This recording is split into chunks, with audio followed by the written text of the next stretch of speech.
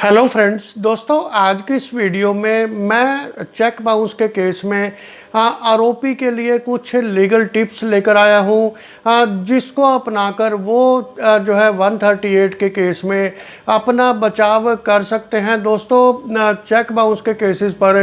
मैंने बहुत सारी वीडियोस बनाई हैं, जिन्हें आप लगातार देख रहे हैं। और आज की वीडियो भी बहुत ही महत्वपूर्ण है, क्योंकि इसमें मैं कुछ ऐसे पॉइंट्स डिस्कस करने वाला हूं जो आरोपी अगर उनको अपनाए, फॉलो करे, तो वो अपने केस में बचाव कर सकता है। क्या तो दोस्तों, क्या ये लीगल पॉइंट्स हैं, ये मैं आपको इस वीडियो में बताने वाला हूं। तो दोस्तों, वीडियो शुरू करने से पहले हमेशा की तरह मैं आपसे रिक्वेस्ट करूंगा कि आप मेरे चैनल को सब्सक्राइब करें, आप वीडियोस को लाइक करें, शेयर करें और बेल आइकन का बटन भी ज़रूर प्रेस करें, ताकि आने वाली वीडियोस के नोटिफिकेशन आपको उसी वक्त मिलते रहें। तो दोस्तों, वीडियो शुरू करते हैं। तो दोस्तों, इसमें सबसे पहला पॉइंट ये है कि अगर आरोपी ये डिफेंस लेता है कि उसका चेक चोरी हो गया था या गुम हो गया था, तो इस संबंध में जो चेक चोरी की रिपोर्ट है या गुम होने की रिपोर्ट है, वो पुलिस स्टेशन में टाइम पर रजिस्टर करवानी ज़रूरी है, और बाकायदा एक एफआईआर इसके नाम की होनी चाहिए। और इसके अलावा बैंक को भी इन्फॉर्म करना ज़रूरी है कि वो इस नंबर के चेक की पेमेंट है उसको स्टॉप कर दें, यानी कि बैंक को सूचना देना भी अनिवार्य है। अगर आप पुलिस स्टेशन में एफआईआर और बैंक को इन्फॉर्मेशन देंगे चेक चोरी होने की या गुम होने की, तो तब आपका ये ग्राउंड जो डिफेंस है वो बहुत ही प्लॉजिबल होगा, यानी कि अदालत में इसे वेट मिलेगा कि आपने जो है बिना किसी देरी के समय पर आपने पुलिस को रिपोर्ट किया, आपने बैंक में सूचना दी कि वाकई में जो है चेक चोरी हो गया था या गुम हो गया था। तो दोस्तों, ये बहुत ही एक बड़ा जो है कदम होता है आरोपी के लिए कि अगर चेक वाकई में गुम हुआ है या चोरी हुआ है, तो उसके पास उसकी पुलिस रिपोर्ट है और बैंक को जो लेटर भेजा है उसकी कॉपी है। तो दोस्तों, इस के बाद नंबर 2 का पॉइंट है कि जब चेक बाउंस के बाद जो कंप्लेनेंट लीगल नोटिस भेजता है, तो वहाँ पर हमारी क्या प्रतिक्रिया होनी चाहिए आरोपी के तौर पे। दोस्तों, इस संबंध में आरोपी के लिए ये बहुत ही ज़रूरी है कि वो जो लीगल नोटिस है उसका जवाब ज़रूर भेजे। अगर वो पेमेंट नहीं दे रहा 15 दिनों के अंदर अंदर, तो उस लीगल नोटिस का जवाब ज़रूर देना चाहिए, और उसमें जो ट्रांजैक्शन है उसकी पूरी जानकारी देनी ज़रूरी है, यानी कि कितना अमाउंट लोन के तौर पे लिया था, क्या लीगल लाइबिलिटी बनती थी या नहीं बनती थी, या नहीं बनती थी तो वो उसको डिनाई कर सकता है। और अगर चेक में ज़्यादा अमाउंट भरा गया है, तब भी वो उसको मेंशन कर सकता है कि जो मेरी जो लीगल लाइबिलिटी थी वो इतने रुपयों की थी, लेकिन इसमें बहुत बड़ा अमाउंट भर दिया गया है। तो ये जब लीगल नोटिस का आप जवाब दोगे, तो ये बहुत ही स्ट्रॉन्ग ग्राउंड बनेगा कोर्ट में आपके बचाव के लिए, और जो केस की जजमेंट पे जो है इसका बहुत असर पड़ता है आरोपी के पक्ष में। तो दोस्तों, तीसरा इसमें पॉइंट है कि अगर आरोपी के सिग्नेचर नहीं है चेक पर, यानी कि कोई फर्जी सिग्नेचर कर दिए गए हैं और चेक उसी के अकाउंट का है, तो तब अदालत में एविडेंस के वक्त जो आरोपी है वो हैंड राइटिंग एक्सपर्ट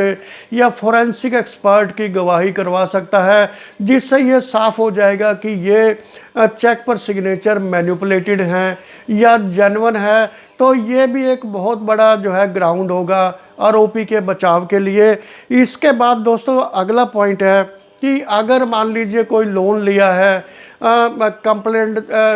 से आरोपी ने, और कुछ बीच बीच में पेमेंट्स कर दी गई हैं, और लेकिन जब चेक लगाया गया वो पूरे अमाउंट का या उससे भी ज़्यादा उसमें भर दिया गया, तो ऐसे में ज़रूरी है कि जब भी आप किसी लोन की पार्ट पेमेंट करो, ख़ास तौर पे जब आप किसी प्राइवेट लेंडर से पैसा लेते हैं, तो उस पार्ट पेमेंट को एंडोर्स करवाना ज़रूरी है। वो भी एक आपका जो है बहुत स्ट्रॉन्ग एविडेंस बनेगा और कोर्ट में आपको जो है बेकसूर साबित करने में। तो जितनी भी पेमेंट्स आपने दी हैं, चाहे वो कैश में दी हैं, चेक से दी हैं, किसी भी तरह से दी हैं, उनकी डेट्स और उनका जो है अमाउंट है वो बिल्कुल क्लियर होना चाहिए, एंडोर्स होना चाहिए, जो आगे चलकर काम आएगा। और दोस्तों जब भी जो है चेक बाउंस का केस दर्ज होता है तो ऐसा अक्सर देखने में आता है कि जो आरोपी है वो बहुत टाइम तक बसता रहता है, यानी कि वो कोर्ट में आकर जो कानूनी प्रक्रिया है वो उसको अपनाने को तैयार नहीं होता। और जो है पहले समनिंग होती है, फिर बेलेबल वारंट होते हैं, फिर नॉन बेलेबल वारंट होते हैं। तो ये जो अक्यूज्ड है उसके जो है पक्ष की बात होगी, अगर वो जल्द से जल्द जो कानूनी प्रक्रिया है केस को फेस करे आकर कोर्ट में, और इससे जो है उसका कुछ बेनिफिट होगा कि जो है आरोपी ने बिना समय गंवाए कोर्ट में आकर अपना पक्ष रखा है, तो ये भी एक उसके लिए एक पॉजिटिव पॉइंट होगा। दोस्तों अगर चेक में काफ़ी बड़ी रकम भरकर उसको बाउंस करवाया गया है और जहां पर सवाल ये आ जाता है कि क्या कंप्लेनेंट की ये फाइनेंशियल कैपेसिटी है इतना पैसा उधार देने की, तो तब आप फाइनेंशियल कैपेसिटी कंप्लेनेंट की जो है साबित करने के लिए उसमें आप जो भी डॉक्यूमेंट्री एविडेंस या कोई विटनेस जुटाना चाहते हैं जो ये इंडिकेट करें कि कंप्लेनेंट की फाइनेंशियल कैपेसिटी इतनी नहीं है या उस डेट को इतनी नहीं थी कि वो इतना बड़ा लोन दे सके, जो है बैंक चेक में भरकर बाउंस कराया गया है, इसके लिए आपको कोई भी डॉक्यूमेंट्री एविडेंस मिले तो वो जो है लेना ज़रूरी है और उसको कोर्ट में पेश करना ज़रूरी है। और इसके अलावा दोस्तों जो 139 की प्रजम्पशन है, यानी कि लीगल लाइबिलिटी की लीगली एनफोर्सेबल डेट को दिया गया जिसके बदले में चेक दिया गया, चेक बाउंस हो गया, तो वहाँ पर जो है 139 की प्रजम्पशन को रिबट करना ये आरोपी की जिम्मेवारी है। कोई स्ट्रॉन्ग कन्विंसिंग कोजेंट एविडेंस देकर आप जो है उस प्रिजम्पशन को रिबट कर सकते हैं कि मैंने इस व्यक्ति का कोई पैसा नहीं देना है और ये चेक जो है मिसयूज़ किया गया है। तो तब जो है अगर लीगल लाइबिलिटी साबित नहीं होती तो 139 की प्रिजम्पशन भी रिबट हो जाती है। तो दोस्तों इससे में अगला पॉइंट है कि आप जो है अपने पक्ष में एक अक्यूज़ के तौर पर गवाही दे सकते हैं ऑन ओथ, और जो भी हकीकत है उस केस की या उस चेक की वो आप कोर्ट को बता सकते हैं। 313 का बयान भी आप सब चीज़ें बता सकते हैं। और उसके अलावा आप अपने पक्ष में कोई भी गवाह जो आपको लगे कि ये